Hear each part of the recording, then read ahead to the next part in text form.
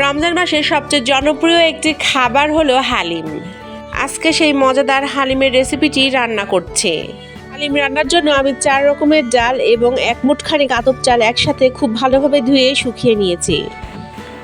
এগুলো আমি পরবর্তীতে ব্লেন্ড করে নিব। আর এখন আমি প্যানে দিয়ে দিয়েছি 1/2 কাপ পরিমাণ তেল এবং তাতে দিয়ে দিলাম ফোড়ন দিয়েছি তেজপাতা, দারচিনি, লং এবং দিয়েছি শুকনো মরিচ এবং গোটা কয়েক জিরেও দিয়ে দিয়েছি। তারপরে দিয়ে দিয়েছি 1 কাপ পরিমাণ পেঁয়াজ এবং তা খুব ভালোভাবে ভাজা হয়ে গেলে এখন অ্যাড করে দিচ্ছি লবণ, মরিচ এবং হলুদের গুঁড়ো।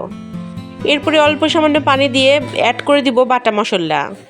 বাটা মশলার মধ্যে রয়েছে আদা বাটা, জিরা বাটা এবং রসুন বাটা এবং দিয়ে দিয়েছি বেশ কয়েকটা ফালি করা কাঁচামরিচ। আর এর সাথে একটা স্পেশাল মশলা অ্যাড করেছি। স্পেশাল মশলার মধ্যে রয়েছে শাহি জিরা, জিরা, গোলমরিচ, দারচিনি, এলাচ, লবঙ্গ এবং তেজপাতা।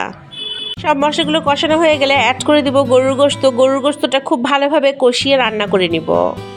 গোশতটা কষাতে কষাতে আমি অন্যদিকে যে ডালগুলো ধুয়ে শুকিয়ে নিয়েছিলাম সেগুলো একটু ব্লেন্ডারে গুঁড়ো করে নেব। আপনারা চাইলে পাটাতেও কিন্তু পিষে নিতে পারেন। অনেকেই রেডিমিক্স কিনে নিয়ে আসে হালিম রান্নার জন্য, তাতেও অনেক সহজ হয়। আমার কাছে বাসায় বানানো এই হালিমটাই সহজ বলে মনে হয়।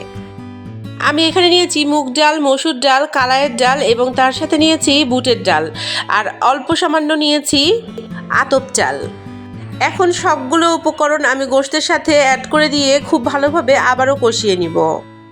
ডালগুলো যেহেতু আমি গুঁড়ো করে নিয়েছি তাই এখানে অনেক বেশি পানির প্রয়োজন হবে না এবং এটা খুব তাড়াতাড়ি সেদ্ধ হয়ে যাবে। আর যদি আপনারা চান গোটা ডালও অ্যাড করতে পারেন, সেক্ষেত্রে অবশ্যই একটু ডাল ঘুটনি দিয়ে ঘুটে নিতে হবে।